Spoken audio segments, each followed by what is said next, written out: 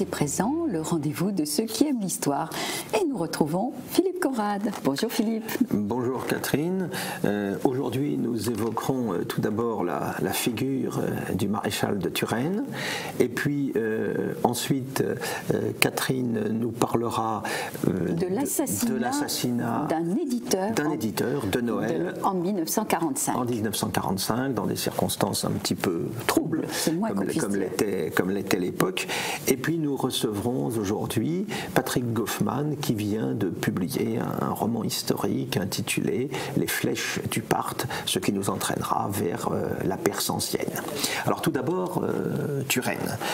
Henri de la Tour d'Auvergne, vicomte de Turenne, sans aucun doute l'une des figures les plus connues de notre histoire nationale. Il fait partie de la galerie de portraits militaires qui va du Guesclin à Bugeaud, en passant par le maréchal de Saxe et les maréchaux d'Empire. Personnage donc populaire dans la mesure où tous les jeunes enfants qui ont appris l'histoire dans l'école de la Troisième République connaissaient bien sûr la figure de Turenne comme l'une des plus marquantes, du grand siècle. Turenne qui de plus n'apparaissait pas comme faisant partie du camp des grands, comme l'était Condé, son adversaire puis son ami, ce qui explique d'autant mieux le prestige dont il bénéficiait. On a même entretenu la légende longtemps d'une origine modeste de Turenne. C'est une légende car il appartenait à une famille de tout premier plan. Il était issu de la principauté de Bouillon et Sedan, une principauté souveraine, et c'est comme prince étranger qu'il va servir le roi de France, ce qui va expliquer aussi, du fait de ce statut, une promotion au départ extrêmement rapide, même si elle était fondée aussi sur des qualités militaires incontestables. Alors, Turenne, il est né en 1611, il est né à Sedan.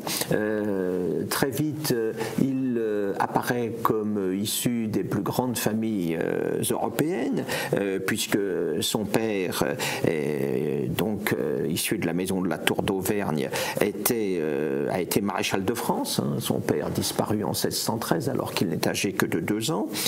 Sa mère, Élisabeth de Nassau, est une petite fille de Guillaume le Taciturne, qui a dirigé la révolte des Pays-Bas protestants contre l'Espagne. Et d'ailleurs, pendant la première partie de sa vie, on voit bien le jeune Turenne très proche des Provinces-Unies, puisqu'il va servir en 1629 dans l'armée des États généraux des Provinces-Unies des Pays-Bas, sous les ordres d'un prince d'Orange, son oncle Frédéric Henri, mais en même temps, il va bientôt se mettre au service de la France. Louis XIII va même lui donner un régiment en 1630, il n'a que 19 ans.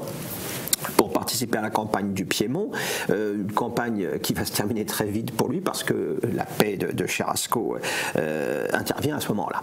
Très vite en France, il va entrer dans la clientèle de Richelieu, qui devient l'homme fort du royaume à partir de 1624, et il va être engagé dès les années 1630 dans les combats de la guerre de 30 ans. On le voit d'abord engagé en Lorraine, notamment lors du siège de Marsal, où il va commencer à révéler des talents incontestables. Mais c'est la guerre de 30 ans qui, pour la France, commence en 1635. La guerre de 30 ans, c'est 1618-1648. Mais la France mène une politique d'attentisme avec Richelieu. C'est l'époque de la guerre couverte, avant de passer à la guerre ouverte contre l'Espagne en 1635, la guerre contre la maison de Habsbourg. Là, il va révéler des qualités éminentes de chef, le courage physique, des qualités quant à l'aptitude au commandement. C'est un esprit de plus cultivé qui a reçu une formation humaniste, qui connaît le latin, les mathématiques, l'allemand, le néerlandais, qui est familier des auteurs anciens. Donc un esprit incontestablement supérieur, cela venant s'ajouter à ses qualités proprement militaires militaire que j'évoquais il y a un instant. Il faut dire aussi qu'il a un souci constant de la situation de sa troupe. Il s'intéresse aux problèmes que l'on qualifierait aujourd'hui de logistique, problèmes de ravitaillement, problèmes de déplacement, etc. C'est quelqu'un qui prend très rarement de congés, même quand les troupes prennent leur quartier d'hiver. On le voit très peu à la cour. Il prépare la campagne suivante et il va initier des formes de guerre nouvelles, puisque l'époque privilégiait dans une large mesure la guerre de siège. Et bien lui va introduire toute une guerre de mouvement qui va surprendre ses adversaires et lui garantir un certain nombre de victoires. Il est pour cela à l'école de Bernard de Saxe-Weimar, qui était un condottiere allemand qui a servi la France, notamment en Alsace, au début de la guerre de 30 ans. Et Bernard de Saxe-Weimar étant lui-même un disciple, si l'on veut, sur le plan militaire du roi de Suède Gustave Adolphe, qui a remporté les brillants succès que l'on sait quand la Suède est venue se ranger dans le camp protestant contre les impériaux durant la guerre de 30 ans. Alors pendant une dizaine d'années, on va voir Turenne guerroyer sur différents théâtres d'opération, aux Pays-Bas, en Lorraine, en Rhénanie, dans le Piémont, en Catalogne. Il est officier général dès 1635. Il est fait maréchal en novembre 1643. Il s'est lié aussi, il faut le dire, à Mazarin. Il bénéficie de l'appui de la régente Anne d'Autriche et on va le retrouver à la tête d'armée au cours d'une série de campagnes victorieuses en 1644, 1645, 1646, 1648. Il bat les Bavarois et puis les impériaux pour contraindre l'empereur à accepter les conditions posées par la France lors des négociations qui vont aboutir au traité de Westphalie et plus précisément à la paix de Münster en 1648. Alors tout cela se déroulera donc au cours de ces années-là avec toute une série de mouvements en territoire allemand, notamment en Bavière. Tout cela est marqué par la prise de Trèves, par des actions combinées avec les Suédois que Turenne va rejoindre en Hesse. Tout cela va être marqué par le pillage de la Bavière, ce qui va décourager l'électeur maximilien obligé de négocier. La lutte reprend encore en 1648, mais la grande victoire de Zusmarshausen, remportée par Turenne, va décider de la suite des événements sur ce théâtre d'opération. En effet, Turenne occupe Munich et il faut la crue de l'Inn, la rivière qui marque la frontière entre Bavière et Autriche, pour lui interdire la route de Vienne. Alors l'empereur Ferdinand III, désormais isolé, eh bien, va être obligé de traiter et en octobre 48, le traité de Münster se conclut et permet aux Français de réaliser leurs objectifs. Turenne donc là semble au sommet de la gloire, Mazarin lui propose le gouvernement de l'Alsace, mais Turenne va rallier la première fronde, la fronde parlementaire, parce qu'il n'est pas content.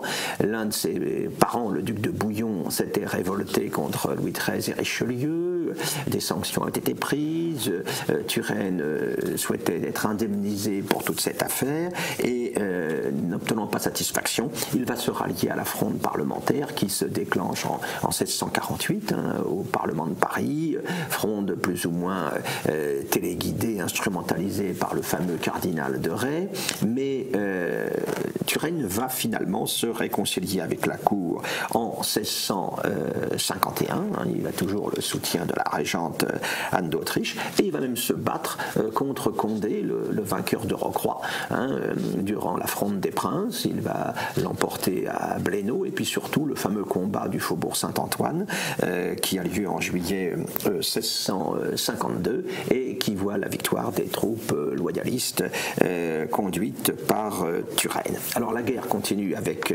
l'Espagne pendant ce temps, une Espagne que Condé a rejoint d'ailleurs, et il combat désormais du côté des Espagnols. Turenne va aller conduire un certain nombre de sièges en Flandre, et puis il va remporter en 1658 la grande victoire des Dunes sur Condé et les Espagnols. Il va s'emparer de Dunkerque, et là le roi d'Espagne, Philippe IV, va être obligé de traiter. Cela va nous mener à la paix des Pyrénées en 1659, qui prépare, on le sait, le mariage du jeune Louis XIV avec l'infante d'Espagne. Turenne, là, se trouve désormais dans une position de premier plan. Il est maréchal général des camps et armée du roi, gouverneur du Limousin, ministre d'État, et quand la guerre de dévolution, la première des guerres du règne de Louis XIV, va commencer quelques années plus tard, eh bien, il est de fait le généralissime des armées royales. Cette guerre se termine assez rapidement, parce que après les premières victoires remportées, la France a tout à craindre d'une coalition en cours de formation entre plusieurs de ses adversaires, et donc la guerre de dévolution va s'arrêter. Mais Louis XIV n'en a pas fini. Il souhaite que la lutte reprenne pour plusieurs raisons. D'abord, il veut en finir avec la Hollande, ce petit pays qui est un concurrent commercial qui exaspère Colbert. Et puis il veut surtout récupérer une fois pour toute la Franche-Comté, occupée déjà pendant la guerre de 30 ans, qui a été de nouveau occupée pendant la guerre de dévolution, mais territoire auquel il a fallu renoncer. Or, l'un des objectifs de Louis XIV, héritier en cela des vues du Richelieu, c'est que les frontières de la France se trouvent où étaient jadis celles de la Gaule. C'est la fameuse théorie des frontières naturelles. Et dans cette perspective, la Franche-Comté de Bourgogne doit revenir à la France et être reprise à l'Espagne. Donc la volonté de reprendre la lutte, ça va être le cas avec la guerre de Hollande qui débute en 1672. Alors cette guerre de Hollande qui verra la dernière campagne de Turenne, nous y viendrons dans un instant, elle durera jusqu'en 1678. Turenne aura été tué au combat en 1675 et elle verra effectivement, elle se conclura sur une paix victorieuse pour la France, la paix de Nimègue. Alors, Turenne, outre que l'on connaît de lui comme chef militaire, a connu aussi une évolution bien particulière, puisque sur le plan religieux, c'est d'abord un protestant, de par ses origines, de par sa famille, mais c'est quelqu'un qui est soucieux de son salut, curieux en matière religieuse et spirituelle, et dans le contexte de ce grand siècle des âmes qu'a été le XVIIe siècle, pour reprendre la belle expression de Daniel Rops, eh bien, Turenne va s'intéresser au jansénisme, va rencontrer Bossuet, s'entretenir avec lui, et finalement il va se convertir au catholicisme en 1668, une conversion de conviction et non pas une conversion qui interviendrait par opportunisme. Il va laisser peu d'écrits théoriques, il va simplement laisser des mémoires qui couvrent la période 1643-1659 et puis une abondante correspondance tout à fait utile. Il va réunir une fortune assez importante. À sa mort, elle représentera 2 millions de livres, c'est la fortune en gros d'un ministre, même s'il n'a pas la réputation d'avoir été particulièrement avide. Et puis après sa mort, on va changer quelque peu les priorités en matière stratégique. Louis XIV va faire plutôt le choix de la guerre de siège.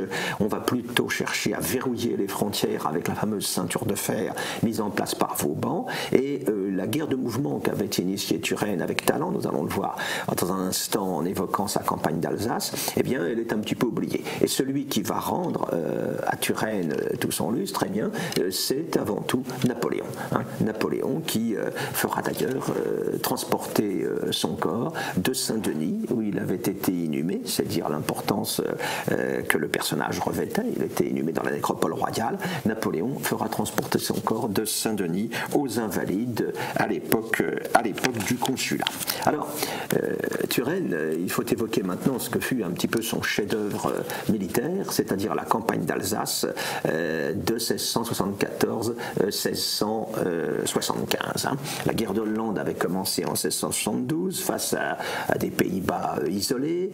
L'armée Françaises avaient franchi le Rhin au fameux gué de Tolhuis. Ça a été représenté sur tableau, tapisserie en tout genre. Elle avait marché à partir de là sur la Hollande, mais les Hollandais étaient fermement décidés à résister, se sont débarrassés des dirigeants prêts au compromis, ont mis en avant le Stadtholder Guillaume III d'Orange, qui sera ensuite un ennemi régulier et acharné de la France, et pour échapper à l'invasion, ils ont ouvert les digues et noyé le pays. Ce qui fait que l'invasion française va se trouver stoppée. En décembre même, le maréchal de Luxembourg, on pouvait espérer que du fait du gel qu'on allait pouvoir avancer jusqu'à Amsterdam, c'est un échec et il faut évacuer. Et ce qui change tout, c'est que ce demi-échec est aggravé par le fait que dès l'année suivante, une certaine faiblesse française ayant été ressentie par les adversaires du royaume, c'est une formidable coalition qui se constitue avec l'empereur, avec l'électeur de Brandebourg, qui est le nouvel homme fort en Allemagne du Nord, avec le duc de Lorraine Charles IV, espèce de condottier errant qui cherche par tous les moyens à reconquérir son duché occupé par les Français depuis les années 1630. On a dans cette coalition aussi l'Espagne, le roi d'Espagne Charles II, et puis les princes rhénans. Seuls la Bavière et la Suède restent prudemment fidèles à l'Alliance française, et même l'Angleterre, pourtant l'Angleterre des Stuarts restaurée, soutenue par l'argent que verse Louis XIV, va même signer la paix avec la Hollande. Donc on se retrouve dans une situation difficile, et l'année 1673 laisse apparaître un bilan plutôt mitigé, Vauban s'étant paré de Maastricht, mais les Français n'ont pas marqué de points significatifs. 1674, tout change.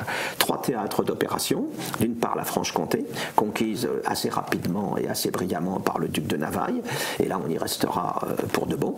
Le front des Flandres, si l'on peut dire, où Condé qui s'est réconcilié avec le roi depuis une dizaine d'années, Condé va l'emporter lors de la bataille de Senef. Et puis il y a face à l'Empire germanique, il y a ce qu'on pourrait appeler le théâtre d'opération d'Alsace, et c'est là que Turenne en 1674-75 va conduire une campagne spectaculaire où, jouant du mouvement, de la surprise, dans un rapport de force très défavorable, à 1 contre 3 pratiquement, de manière plus ou moins permanente, il va réussir à vaincre l'adversaire et à couvrir complètement l'Alsace et à assurer à la France le contrôle de l'Alsace. On est dans un théâtre dans un cadre bien particulier, les Vosges à l'ouest, la forêt noire à l'est, séparés par le fossé du Rhin, avec un fleuve que l'on ne peut franchir qu'en 3 points, Brisac au sud, Strasbourg au nord, on le sait, et puis encore plus au nord, Philipsbourg. Tout cela pour rappeler rapidement comment se présentent les choses. Dans ce cadre précis, Turenne a pour mission d'interdire l'Alsace, la Lorraine, le Palatinat à l'adversaire. Il doit maintenir la liaison avec l'armée des Flandres et avec l'armée de Franche-Comté et couvrir la Franche-Comté qui vient d'être conquise. Il a 15 000 hommes, il a 40 000 adversaires en face qui seront régulièrement renforcés. Alors pour agir, il est convaincu que rien ne se passera du côté de Sedan parce que la forêt des Ardennes, il faut la traverser, c'est compliqué. Il est convaincu que la Lorraine ne peut être menacée parce qu'il y a une ligne de place forte, Metz, Thionville, Marsal qui la couvre. Donc il est convaincu que la priorité doit être donnée à l'Alsace. Et il va organiser ses forces dans un quadrilatère à hauteur de la Basse-Alsace entre Landau, Wissembourg, Haguenau et Saverne, de manière à pouvoir agir dans l'une ou l'autre direction en fonction des circonstances. Il va très vite comprendre qu'il est nécessaire de séparer, de profiter de la séparation des adversaires. Caprara, le général qui commande les impériaux, Charles de Lorraine, constitue 2 forces distinctes. Il veut empêcher qu'elles puissent se réunir et jouant de la rapidité du mouvement, faisant franchir à sa troupe 120 km en 4 jours, passant le Rhin à Philipsbourg, il va se porter jusque sur le Neckar où il va infliger une première défaite à Caprara, c'est lors de la bataille de Senzheim que ce premier succès est obtenu. Alors nous sommes là donc à l'été 1674, mais rien n'est encore joué, car l'adversaire veut poursuivre la lutte, reçoit régulièrement des renforts. Turenne, là encore, jouant de la surprise, va venir l'attaquer alors que l'adversaire a franchi le pont de Kehl, s'est déployé en Alsace, va venir l'attaquer à la faveur de la nuit et du brouillard dans la vallée de la Bruche, hein, et va remporter là aussi un nouveau succès.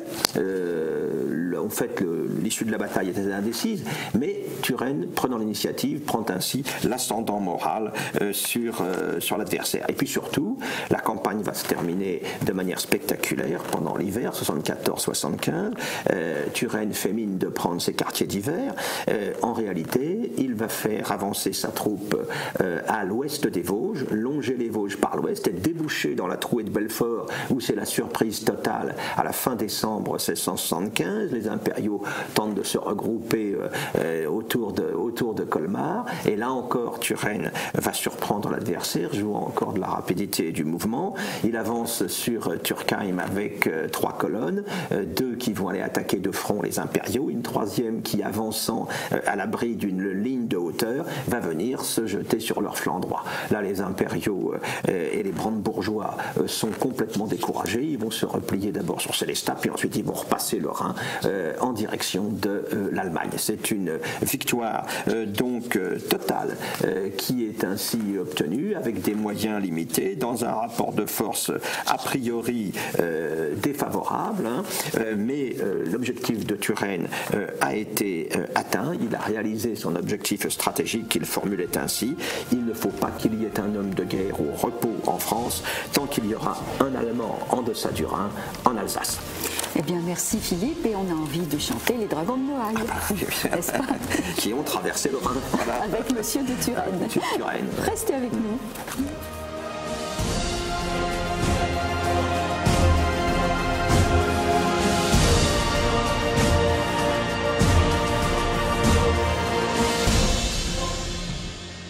Le 2 décembre 1945, c'est un dimanche, il fait froid.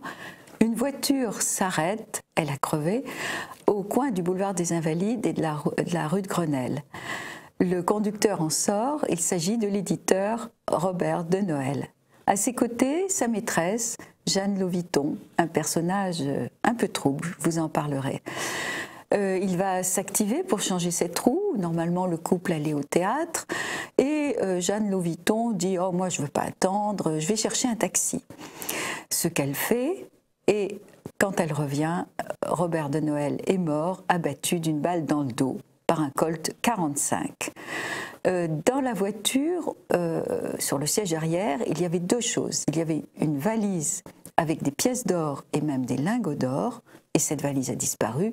Et il y avait surtout un dossier explosif sur les éditeurs pendant la collaboration.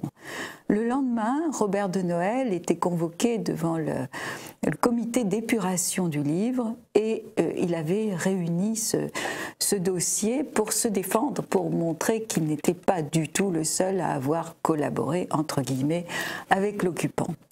Alors, depuis, on n'a jamais trouvé qui avait assassiné Robert de Noël, mais il faut quand même vous dire un peu qui c'était. Alors, il est d'origine belge.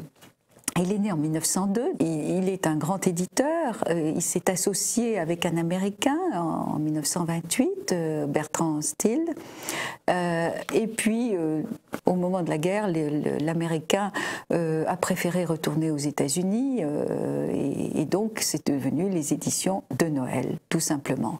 Il va publier plus de 700 livres, et tous les grands noms de l'époque, et ce qui est intéressant, c'est des 2 côtés de la vie politique.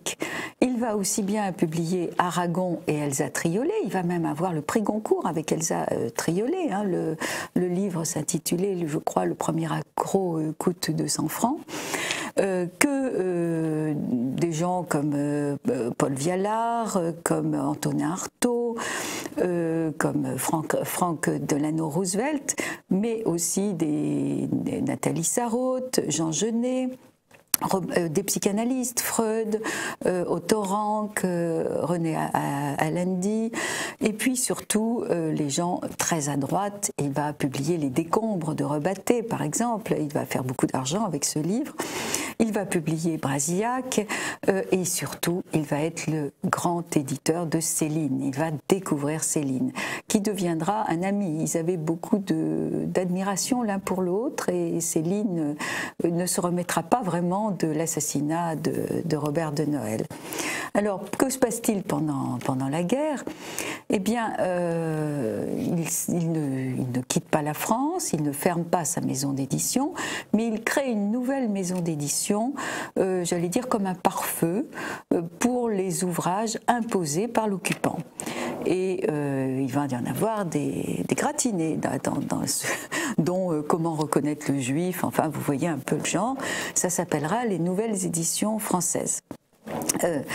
Il est associé avec sa maîtresse, Jeanne Loviton, qui se fait appeler Jean Voilier.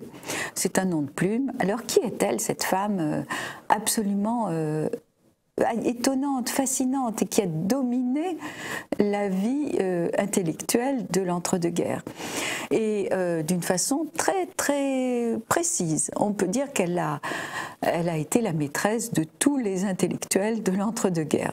Alors, elle est née d'une longue lignée de filles mères. Elle est née en 1903 à Paris, et être fille mère dans le début du XXe siècle, c'était quand même une honte. C'était un départ très difficile dans la vie.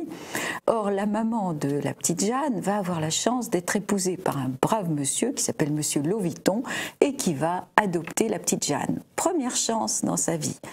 Elle va faire des études, poussée par son beau-père, et elle va devenir avocate. Ce qui, là aussi, n'est pas si courant dans les années 1920-1930. Bon, c'est pas une très très bonne avocate, mais enfin quand même. Hein. Et puis, elle va très vite se lancer dans l'édition, et surtout, elle va coucher utile. Alors, elle va d'abord épouser un dramaturge qui s'appelle Pierre Frondet, et puis elle va le divorcer, et elle va être la maîtresse pendant longtemps de Paul Valéry, qui l'idolâtre, il l'appelle mon bijou, ma déesse, c'est un amour fou, au moins du côté de Paul Valéry. Elle, beaucoup plus froide, hein, beaucoup plus... Et puis elle continue à avoir plein d'amants. Elle a Saint John Perse, elle a Curzio Malaparte, enfin elle couche un peu avec tout le monde, tout ce qui compte dans le monde des lettres. Et elle rencontre de Noël, et elle sera sa dernière maîtresse. Et lui est fasciné par cette femme aussi, bien qu'il n'ait pas vraiment songé à l'épouser. Il est marié, et il y a une Madame de Noël qui s'appelle Cécile, et il y a un fils. Donc il a une famille, mais en même temps, il quitte sa femme et l'appartement familial, et va s'installer chez sa maîtresse, donc Jeanne Loviton, ou dans une garçonnière, boulevard des Capucines. Cette garçonnière, c'est vraiment là où il va vivre les dernières années de sa vie. C'est là où il a tous ses papiers, où il a toutes les choses importantes de sa vie. Curieusement, après l'assassinat, la garçonnière va être fouillée par la police, et on ne trouvera rien, mais strictement rien, pas un papier personnel, absolument rien. Jeanne Loviton était passée avant. Et Jeanne Loviton, elle avait aussi récupéré une donation de la maison d'édition, dont le titre était en blanc, et qu'elle s'est empressée de remplir. Et quelques temps après, elle va vendre l'affaire de la société d'édition de Noël au pire ennemi de Noël, qui est Gaston Gallimard. Alors ça, c'est quand même très gênant. Céline était absolument persuadée que Jeanne Loviton était, comme il disait, une assassine.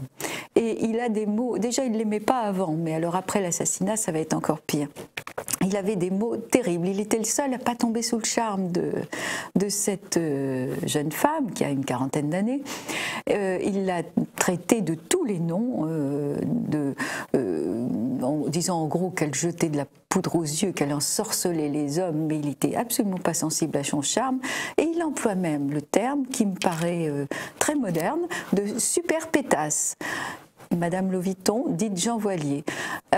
Oui, Jean Voilier, pourquoi? Parce qu'elle était également lesbienne, elle va être revendiquée aussi par les mouvements LGBT, comme quoi c'était une dame qui avait un esprit très très très ouvert, on va dire ça comme ça.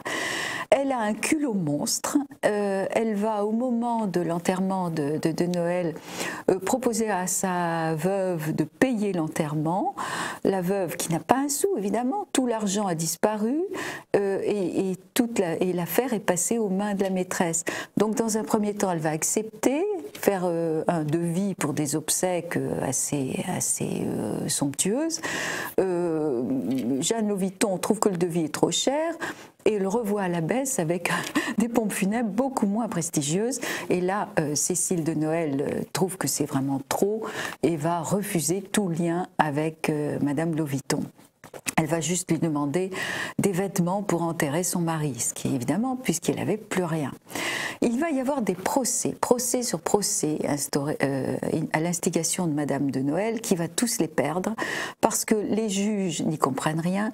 On est en plein moment de l'après-guerre, de l'épuration. La chose la plus probable, c'est qu'en fait, de Noël n'allait pas au théâtre ce soir, qu'il allait à un rendez-vous qui lui a coûté la vie, que c'était un contrat, parce que dans son fameux dossier de défense qu'il comptait présenter le lundi matin, il y avait les noms de tous les autres éditeurs qui avaient collaboré eux aussi, et au premier plan Gaston Gallimard, mais pas seulement, ceux qu'on connaît encore aujourd'hui, comme Grasset, comme Baudinière, Armand Collin, Fernand Sorlot, enfin, il mouillait tout le monde et il est certain qu'on a voulu le faire taire. De là à penser que Madame Loviton, qui était quand même un peu une aventurière, disons-le, et qui avait très envie de récupérer la maison d'édition de Noël, et manigancer quelque chose, ce qu'on sait, c'est que les témoins sur place étaient deux avocats communistes, parce que la voiture s'était arrêtée devant le ministère du Travail, évidemment tenu par les communistes à ce moment-là, que personne n'a été interrogé, que l'enquête a été bâclée d'une façon éhontée et que les procès ont été un véritable déni de justice. Le malheureux Robert de Noël a été d'abord enterré dans un caveau d'attente au Père-Lachaise, puis finalement transféré en 1973 dans une tombe commune quelque part au cimetière de Thiers, cimetière dont Céline avait parlé en disant des mots très tristes sur ce cimetière de Thiers, le cimetière des pauvres. On ne saura jamais qui a tué Robert de Noël.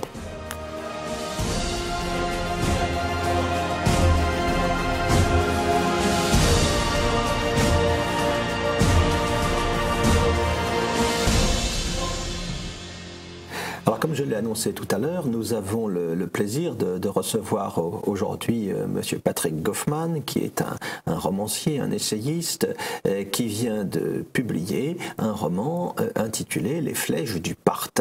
Un thème qui va nous renvoyer très loin en arrière, puisque nous allons nous retrouver au-delà de 20 siècles en arrière par rapport à nous, puisqu'il s'agit, je crois, surtout de la bataille de Quart, au cours de laquelle Crassus, le troisième homme du premier triumvirat que tout le monde a oublié, les deux autres étant Crassus et César et Pompée, il a été tué, le malheureux, et les légions romaines là ont été tenues en échec.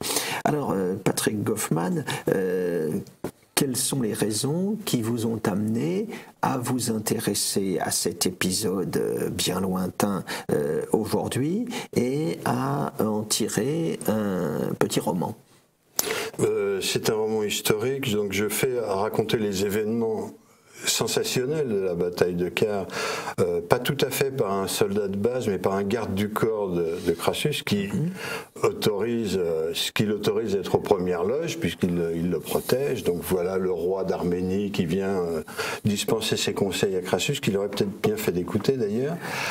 Voilà les envoyés, les ambassadeurs plutôt insolents de l'Empire parthe.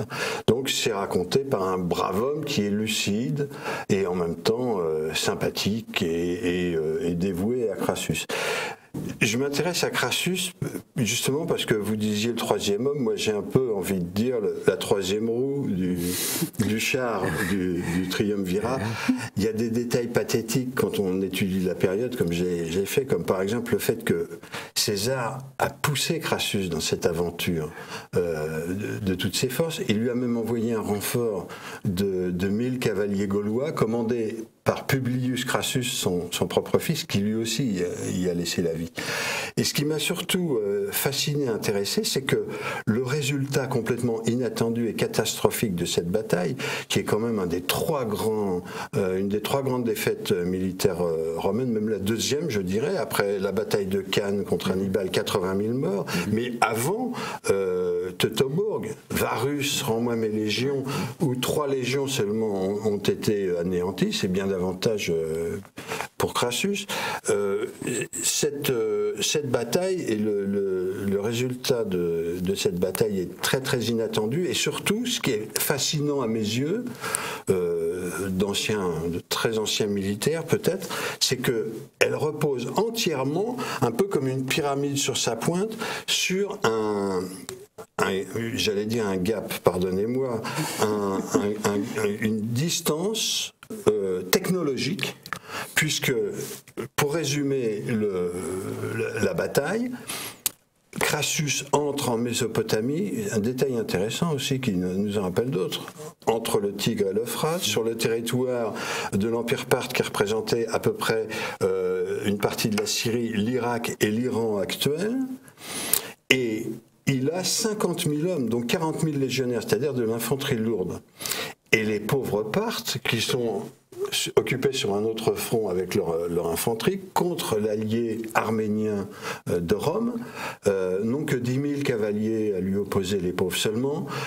Sur ces 10 000 cavaliers, il y a 9 000 cavaliers légers, et qui portent des arcs dont la portée, et c'est là que ça se passe, la portée des arcs composites des Parthes est double de celle des Romains. Donc ils s'arrêtent à 200 mètres à peu près, ils sont hors de portée des armes de jet, arcs, frondes, etc. des Romains, et ils font un massacre avec leurs arcs à eux, tout en chevauchant, en caracolant autour du carré que Crassus a formé, avec des flèches donc extrêmement puissantes, au fer barbelé, qui percent les boucliers, qui percent les cuirasses, et c'est un massacre total, 20 000 morts, 10 000 disparus, c'est plus que Teutobourg, c'est une défaite écrasante, et comme vous l'avez dit, Crassus va y laisser la vie quelques jours plus tard, après avoir pris la fuite, après que ces enseignes, les aigles romaines, auxquelles les Romains tenaient comme à la prunelle de leurs yeux, aient été capturées. C'est Auguste, c'est l'empereur Auguste, longtemps plus tard, qui les fera restituer par la négociation, ce qui est assez remarquable. Assez humiliant, quand même. Humiliant pour Rome. Alors, tout d'abord, moi, j'aimerais vous poser une question. Le titre, c'est Les flèches du Parthe. Est-ce que vous pouvez nous rappeler ce qu'est le sens de cette expression? Parce que c'est une expression qui est courante, mais on ne connaît pas forcément très bien. Où on a oublié l'origine. Moi, donc, je dois au passage vous remercier avec effusion de me donner l'hospitalité dans une émission d'histoire de cette qualité, parce que je n'ai évidemment aucune prétention, et la vérité c'est que, comme la plupart des gens même qui ont fait leurs humanités, je n'avais retenu que cette expression, la flèche du Parthe, donc qui se réfère à un coup porté en fuyant ou en feignant de fuir. En faisant semblant de fuir, ils se retournaient et ils tiraient sur leurs poursuivants. Ils pouvaient tirer, qui s'en doutaient pas, donc effet de surprise. C'est arrivé à la bataille de Caire à la grande échelle, puisque donc le bouillant fils de Crassus, Publius Crassus, était allé voir son père alors que le carré romain était arrosé de flèches sans pouvoir riposter. Évidemment, l'infanterie lourde ne pouvait pas rattraper les chevaux et les armes de jet n'avaient pas assez de portée. Donc Publius Crassus est venu voir son père, lui a dit: écoutez, j'ai 1000 cavaliers gaulois qui brûlent de combat, donnez-moi quelques renforts. Et en effet, ils sont sortis en hurlant des cris de guerre, et les Parthes ah mon Dieu, ont pris la fuite, tous, mais non seulement les cavaliers qui encerclent le camp, mais toute l'armée parthe a pris la fuite, du moins semblait-il. Et puis 1 ou 2 kilomètres plus loin, le pauvre Publius et ses Gaulois ont été encerclés et massacrés jusqu'au dernier. Après quoi, les Parthes ont promené la tête de Publius sur une pique pour finir de briser le moral des pauvres Romains. Ah oui. Alors voilà d'où vient l'expression. Ils ont pris la fuite en continuant à tirer leurs flèches extrêmement pénétrantes, extrêmement puissantes, et c'était leur tactique habituelle qui était d'une efficacité terrible. Donc répétons que 10 000 cavaliers légers pour la plupart, en pyjama quasiment, hein, avec des bonnets pointus ridicules, ont mis en déroute, non seulement ont mis en déroute, mais ont massacré une armée romaine de 40 000 légionnaires, plus à peu près 10 000 auxiliaires. C'est un événement considérable, et j'ai découvert en le documentant, en l'étudiant, qu'il était extrêmement négligé. Mais la preuve, vous, historienne, vous affectez peut-être pour me faire parler, mais vous affectez de dire ah, d'où ça vient, la flèche du Parthe. Bon, parce que je pense que vous savez que la plupart de nos spectateurs ont retenu, comme moi-même, l'expression la flèche du Parthe. Oui, qui rentrait dans la. Je trouve que son origine est absolument passionnante. Oui. Mais cet ouvrage que vous avez réalisé, vous le présentez sous une forme originale. Et j'aimerais que vous nous expliquiez ce dont il s'agit, parce que ça doit nous amener à toute une réflexion quant à l'avenir de l'écrit. Et puis il faut penser aux auditeurs qui vous écoutent et qui ont envie peut-être d'avoir ce livre. Alors, j'espère bien. Oui, moi je trouve ça très intéressant aussi. Il s'agit d'un livre virtuel. Alors hier soir, je pensais à vous et je pensais bien que la question allait être posée. Je comptais sur mes doigts et j'ai découvert que j'en étais au 8e ouvrage virtuel publié toujours sur Amazon dans une collection qui s'appelle Kindle Direct Publishing, publication directe. Alors, pourquoi? D'abord, parce que Amazon.fr ne discute pas. Ils prennent 2 jours pour vérifier que vous ne dérapez pas, que votre contenu est à peu près... Et puis c'est publié immédiatement sans discussion.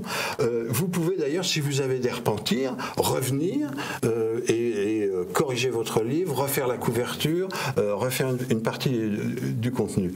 Et surtout, j'ai fait une petite carrière littéraire en parallèle à ma carrière d'ouvrier du livre, de correcteur, de journaliste, et je dois vous dire, comme pour la plupart des auteurs, que j'ai dû discuter à n'en plus finir, pour ne pas dire galérer, interminablement, attendre 1 an, 2 ans, 3 ans d'être publié. Là, c'est instantané.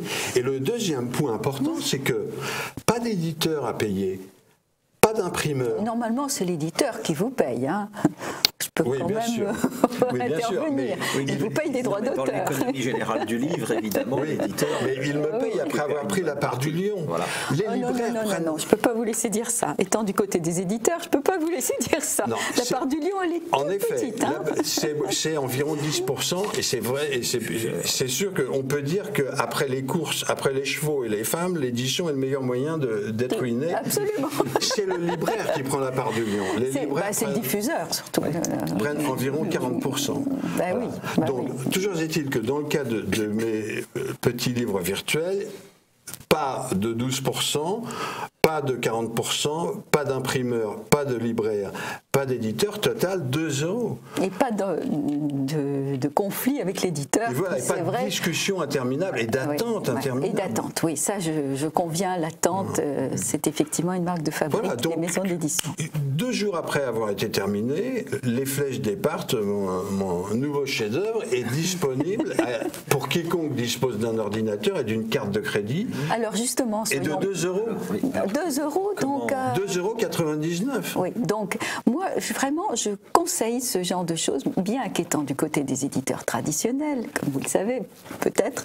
Je trouve que j'ai aussi une tablette, et je trouve que quand on voyage, télécharger un livre qu'on ne relira pas forcément et qu'on passera pas forcément à ses petits-enfants, pour 2,99 €, c'est idéal. Rien. Il y a des dizaines de milliers de livres gratuits. Bien sûr. Moi, je suis très avide, alors naturellement, j'exige 2,99 €, mais vous avez accès à des dizaines de milliers de livres gratuits. Absolument, et c'est une façon nouvelle, finalement, de lire ou de découvrir des choses. Donc, pourquoi pas, amis de TV Liberté, pourquoi pas partir chez les Parthes avec notre invité.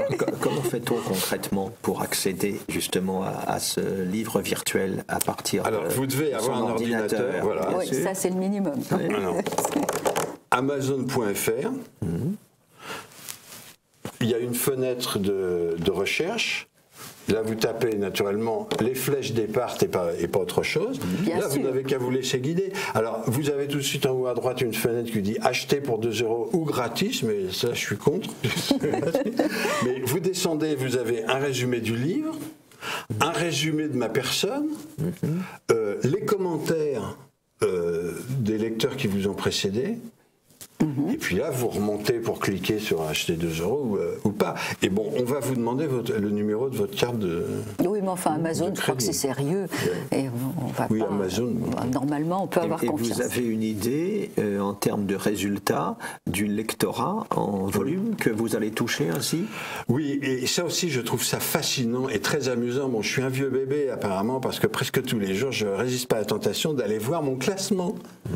Et donc, hier, j'étais 23e à côté de Jean-Pierre Ruffin. Est-ce qu'il n'est pas l'Académie Jean-Christophe son ambassadeur au Sénégal. Oui. Voilà. Dites donc, et d'un livre barré, prix Goncourt, et la veille, c'était prix du roman historique. Alors, je me fais pas d'illusions, c'est sans prometteur. Oui, c'est très bien, bravo. Et classement sur combien? Parce que 23e sur combien? Sur des centaines de mille, mais il classe 150 à peu près, les 150 premiers. Ah oui, donc vous êtes en tête de classe, bravo. Presque. Et alors, je trouve ça extrêmement amusant. Je ne pense pas que ça m'a rapporté grand-chose. Ça veut dire que le livre de Ruffin, il a beau être prix Goncourt, c'était... J'ai oublié son titre, mais c'était il y a 10 ans. Rouge Brésil, non? C'était pas voilà. Brésil, décidément, vous connaissez mes affaires mieux que moi. Et nous, là, c'est pas vos affaires. C'est juste comme ça. Capacité de contrôle global. Ça fait un peu peur. Oui. Ah bah oui, vous pouvez me voir peur. Bon, si on revenait un peu à nos Parthes et à Crassus. J'avais posé une question concernant le volume du lectorat qui peut être touché. En nombre de lecteurs, pour qu'on puisse comparer avec une publication en imprimé. Mes statistiques sont un peu défraîchies, je m'en excuse, mais bon, il y a 2 ou 3 ans, on disait que le livre virtuel, c'était 25% du marché américain, 1% du marché français. Oui. Donc, et alors je vais continuer les aveux et les confidences, quitte à vous faire un peu rire à mes dépens. Amazon me vire de 2 à 10 € tous les mois. Ce qui est... c'est pas si mal. Écoutez, ça me fait un repas. Moi, je suis... C'est pas si mal. Non, enfin, on n'en vit pas. On n'en vit pas, c'est certain. Non. Mais je pense que ça va s'améliorer. À part des gens qui vendent énormément de livres classiques, format classique, il n'y a pas beaucoup d'auteurs qui vivent vraiment de leurs droits d'auteur. Enfin, pas c'est ceux que je connais bien, en tout cas. De toute façon, c'est un peu une danseuse, quoi. Alors je l'avoue, c'est pas pour faire le malin, exhiber ma pauvreté, c'est pour vous dire que je peux être 23e à côté de Jean-Christophe Ruffin et le même jour toucher 2 €, 5 €. Donc parce que c'est 1% du marché, c'est encore... J'ai beaucoup d'amis qui me disent sèchement, moi je suis pour le papier et j'en sortirai jamais. Oui. Bon, et moi-même je vis entre 4 murs de livres, bien entendu. Mais l'un n'empêche pas l'autre. Moi je vous dis, je trouve ça idéal pour le train, l'avion, les salles d'attente de médecins. Je crois qu'on va être contraint de prendre en compte cette nouveauté. Je sens que ça ne vous emballe pas du tout, Philippe. L'innovation technologique, ça ne m'emballe pas du tout, mais je crois que les faits sont têtus. Il y a quand même quelque chose qui est intéressant, vu qu'on fait partie des plus de 20 ans, on va dire ça comme ça, Philippe. Voilà. Plus de 20 ans. Moins peut-être. C'est qu'avec ce système de tablette, on peut agrandir le texte et on n'a plus besoin la vue baisse, absolument. De loupe. Voilà, on peut peut lire au lit sans déranger l'autre. Il y a plein d'avantages quand même. Mais bon, ça ne remplacera pas tout de suite les livres papier. Donc on peut penser que c'est un modèle qui est appelé à se développer régulièrement au vu des chiffres que vous allez voir, après votre passage CTV Liberté, ce ne sera pas 2 € que vous allez toucher. Vous allez nous inviter à la Tour d'Argent, j'espère. Mais alors, en dehors de cette, à côté de cette dimension technique et commerciale, revenons sur la matière de votre livre. Les Parthes, si vous voulez, ce sont un petit peu les grands inconnus aussi dans le public français, y compris celui qui s'intéresse à l'histoire, parce qu'on a surtout retenu la splendeur de l'Empire achéménide. On a immédiatement l'image de Persépolis quand on parle de la Perse antique. Les Achéménides, ce sont ceux aussi qui ont affronté les Athéniens, les Spartiates au cours des guerres médiques. Là, il y a une certaine familiarité avec eux. Les Parthes, on connaît beaucoup moins bien. Alors, où vont-ils se situer dans le temps? Comment leur histoire va-t-elle se développer? Que représente cette séquence parthe dans l'histoire de l'Orient? Il y a quand même une raison fondamentale que nous sommes bien obligés de mentionner, c'est que l'islamisation de l'Iran au 7e siècle s'est traduite immédiatement par la destruction totale de toutes les archives des régimes et des religions antérieures. Déjà. Oui, parce qu'après les Parthes, on a eu une révolution au IIIe siècle, qui est la révolution sassanide, avec une nouvelle dynastie qui s'est mise en place, qu'on a tout autant oublié d'ailleurs en France, qui a duré plus longtemps que la dynastie achéménide, qui a duré jusqu'à l'invasion arabo-musulmane, qui a été effectivement très, très destructrice, puisque les Arabes, après l'avoir emporté sur les Byzantins, se sont retournés contre les Perses sassanides, et puis ils ont remporté de grandes victoires à Al-Hadisiyah et à Néhaven, qui leur ont permis de conquérir le plateau iranien. Et évidemment, toute la période pré-islamique s'est de fait retrouvée largement occultée du fait de cette victoire musulmane, avec quand même une revanche de l'Iran, une revanche de la Perse traditionnelle. C'est que dès le siècle suivant, au 8e siècle, la mise en place de la nouvelle dynastie abbasside à Bagdad, c'est un peu une revanche de l'Iran, parce qu'il y a tout l'appareil d'État sassanide qui se reconstitue.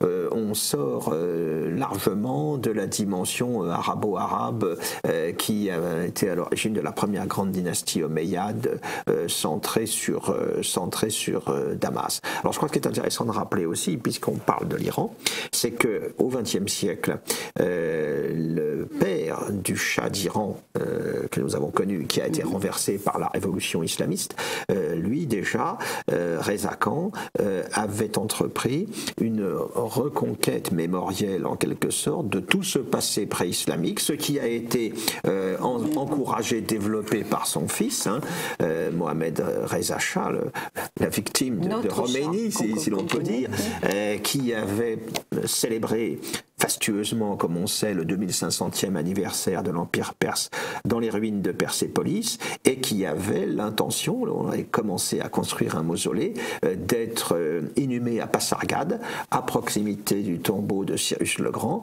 qui était le fondateur de la Perse achéménide. Donc il y a tout un rapport, au passé, à l'histoire ancienne, là, qu'il est intéressant d'évoquer quand on parle des Parthes.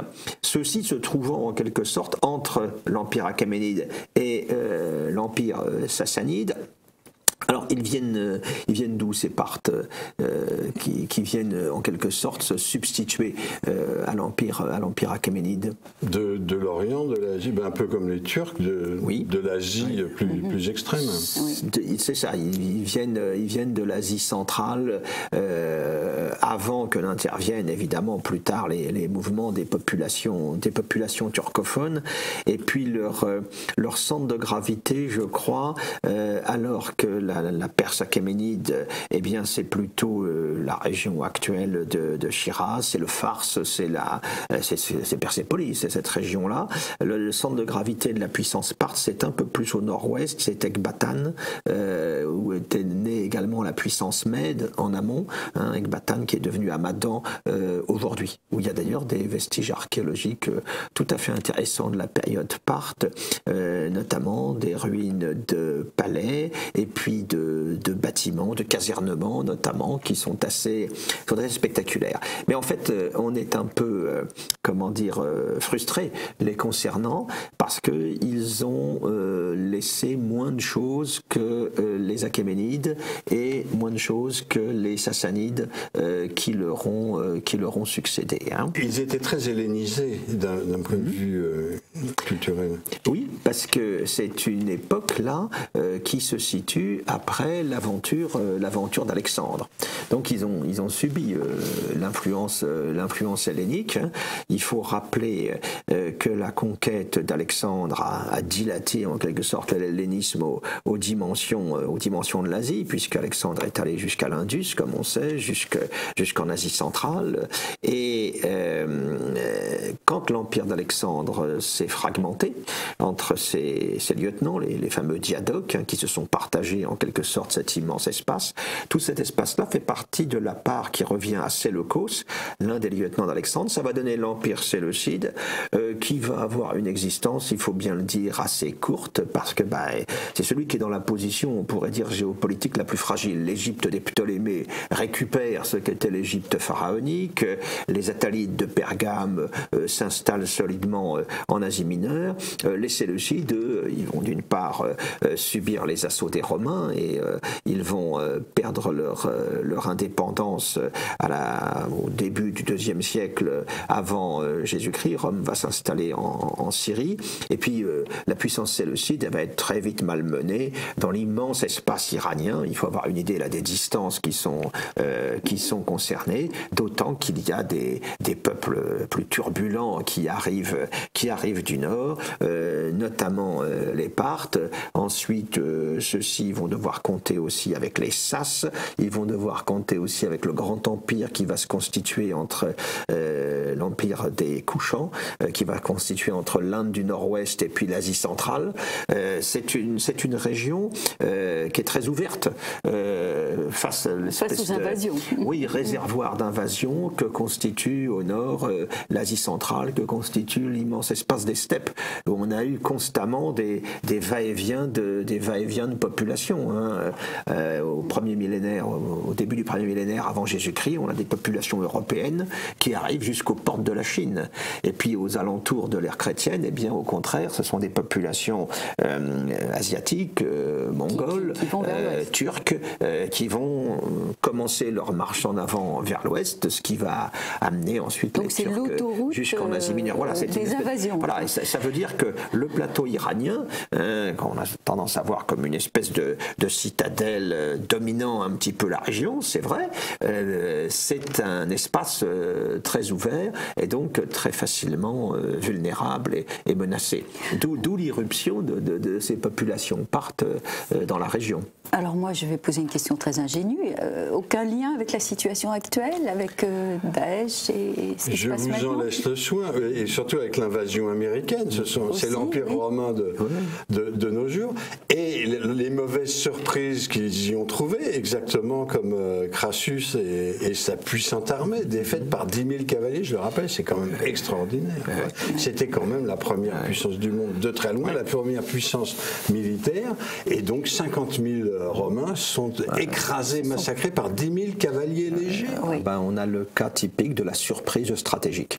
Des moyens nouveaux, en fait, sur le plan technique. Hein, l'arc composite était encore une exclusivité orientale. Voilà, c'est ça. Hein, j'aime autant vous dire qu'elle a eu du succès dans les sections. On parlera de puissance de feu. Là, c'est la capacité à câbler sous les flèches l'adversaire. Et pourtant, le renseignement militaire existait.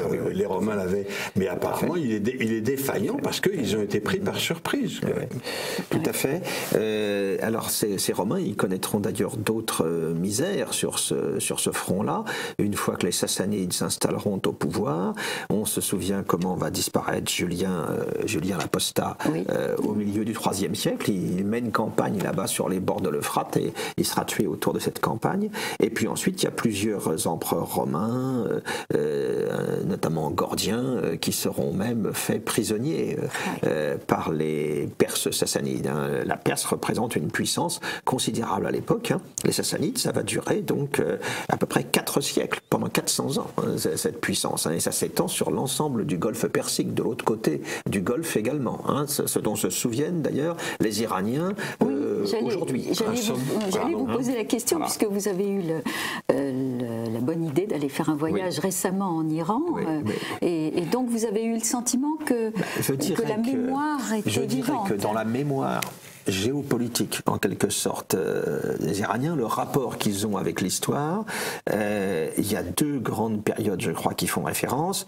L'Empire achéménide, bien sûr, mais l'Empire achéménide, il est tellement important, il est tellement dilaté, ça va de la mer Égée jusqu'à l'Indus. Et ça, finalement, ça s'est emporté par l'aventure d'Alexandre.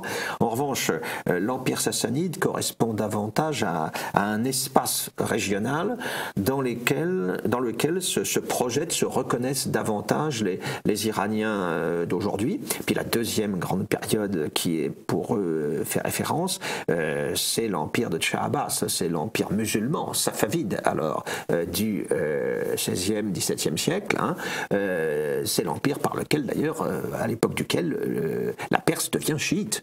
Elle ne le devient qu'au début du XVIe siècle. Alors ces 2 mémoires là s'ajoutant, la nostalgie de l'Empire sassanide et l'admiration que l'on éprouve pour la Perse chiite des Safavides, dont on peut constater, si vous voulez, encore aujourd'hui la grandeur, le caractère spectaculaire dans une ville comme Isfahan, par exemple, qui était la capitale de Shah Abbas. Tout ça, ça contribue à la construction d'une mémoire nationale iranienne, qui est un élément qu'il faut prendre sérieusement en compte, avec la dimension islamique bien sûr, mais il y a aussi la dimension perse, l'héritage, l'image de ce qu'a été la Perse antique et de son rôle dominant pendant plusieurs siècles dans la région. Et précisément pour nos amis américains, apparemment c'est de l'histoire ancienne, un peu comme celle des Balkans, et il n'y a pas lieu de l'étudier avant de mettre le doigt dans le guêpier. C'est le dernier de leurs soucis. Je crois qu'on a eu un cas exemplaire en 1979 quand Jimmy Carter a lâché en quelque sorte le Shah d'Iran. Personne, pas un seul analyste de la CIA ou du département d'État n'avait imaginé qu'on allait avoir derrière une révolution islamique telle que celle qui s'est produite, par ignorance. Personne ne sait ce que c'est. Celui qui ne connaît pas l'histoire, vous savez que c'est le chiisme. Ce qu'on donne à l'argent. Eh bien, ça sera le mot de la fin. Merci beaucoup, Patrick Goffman. Je rappelle donc le titre de votre livre, Les Flèches des Parthes. Et donc, pour 2,99 €, vous pouvez partir dans ce passé très intéressant. Merci d'avoir été notre invité aujourd'hui. Et puis, chers amis de l'histoire, restez-nous fidèles. Passé, présent, c'est ici que ça se passe.